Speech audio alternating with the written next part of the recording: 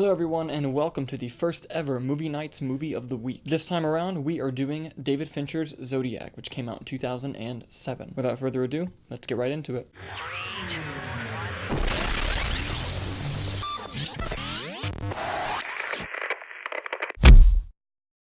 David Fincher is one of the greatest filmmakers working today, and in a few years' time, he'll be noted as one of the best filmmakers of all time. You know, with films like Fight Club, Seven, The Social Network, Benjamin Button, the guy is incredible. And one of his films that I think that goes a little bit overlooked sometimes is Zodiac. Zodiac obviously being based on the real-life serial killer and the murders happening in the late 60s and 70s. This film does something that I think was really smart, in that it's told from the perspective of several different people working on the case. It's told from the perspective of a cartoonist played by Jake Gyllenhaal, a reporter played by Robert Downey Jr., and a cop played by Mark Ruffalo, all who give excellent performances in my opinion. And this film is pretty lengthy. It's a little bit more than 2.5 hours, but it never really feels that way because of how engaging the story is. The screenplay written by James Vanderbilt is very strong here, and it really comes down to the important things they chose to keep in the movie and things that they chose to omit, because obviously there's a lot of history with the Zodiac killer and what goes on with everything. Something about this film that I noticed that was actually different from David Fincher's other films is, if you watch movies like Fight Club and Seven, those films are shot very much from the perspective of putting the audience in the movie, like sucking you in so you're a part of the Fight Club or you're one of the detectives figuring out the case in Seven. But this movie is very much shot and very much is told to give the audience the perspective of being the spectator and just watching this murder be unraveled and solved as it goes on, except for when scenes of when the Zodiac kills people. In those moments, the way the movie's filmed completely changes into a way of you being sucked into the scene and as if you were one of the victims right there with them, and it's so horrific and terrifying. And I think one of the most horrific scenes in the movie is when the couple is killed by the lake. It is so unnerving, how cooperative the couple's being, and even saying like, hey, we did everything you told us to do, well, why won't you let us go? And the Zodiac just unrelentlessly, no music, nothing, just starts stabbing them. It was horrifying to see, again, because it's shot and being told from the perspective of someone who's being right there with the killer. And there's this shot that within itself is so horrific, and it's a POV shot of the victim asking him if the gun's loaded, and he just takes it out and points it directly at the camera. And it's so bone-chilling to watch that scene. And there are several scenes that are like this throughout the movie. The film is directed beautifully. Another thing that David Fincher is known for is using CGI in a way that it's barely even noticeable. And, like the skyline shots of San Francisco are all completely CGI, but they look flawless. And, apparently if you do research into the movie, he digitally erased satellites on homes because it was cheaper to just digitally do that than actually remove them, because obviously it needs to take place in the 60s and 70s. Something else that I thought was really interesting and well done about the film was its musical score. I thought that the composer did a very wonderful job, especially in scenes of intensity.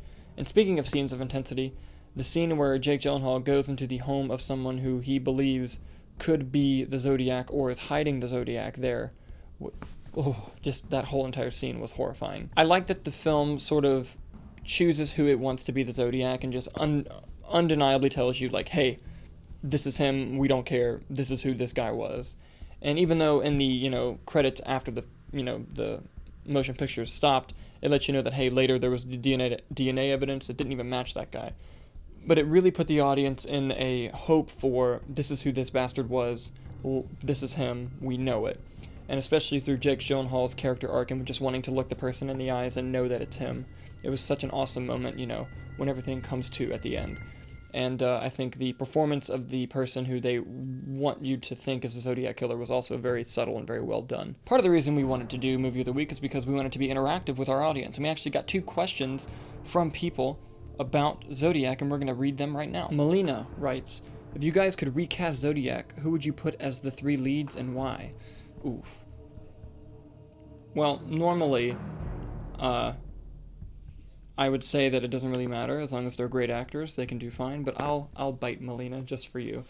If I had to recast the 3 leads in Jake Gyllenhaal's place, I would put, someone with the likes of maybe a Zac Efron, which I know may seem like an odd choice, but I feel like he has the range and the potential to pull something like that off, but is never really given the chance.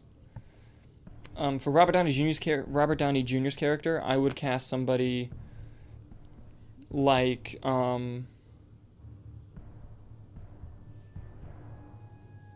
would cast somebody like Chris Pine. I feel like he hasn't really given the. I don't think we've seen him as an investigative journalist before, and I feel like that character in that film is something that'd be right up Chris Pine's alley.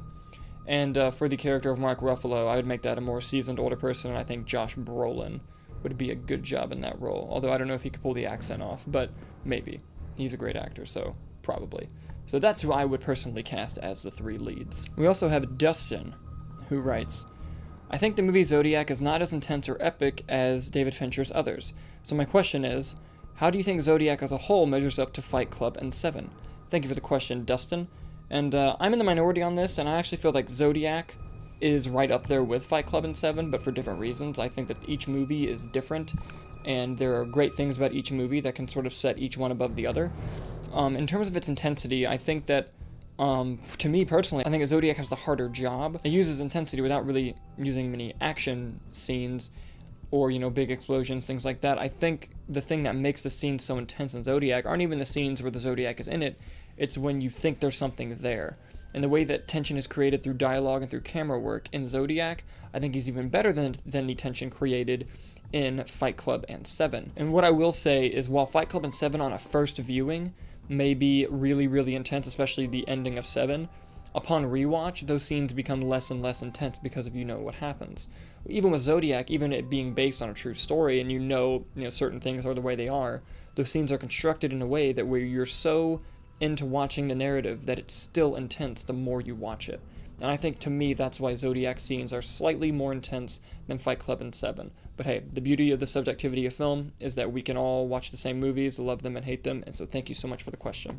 And that'll just about do it for the Movie Nights Movie of the Week.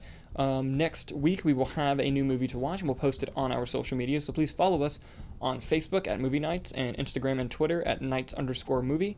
And thank you so much for watching this, and we hope to see you soon.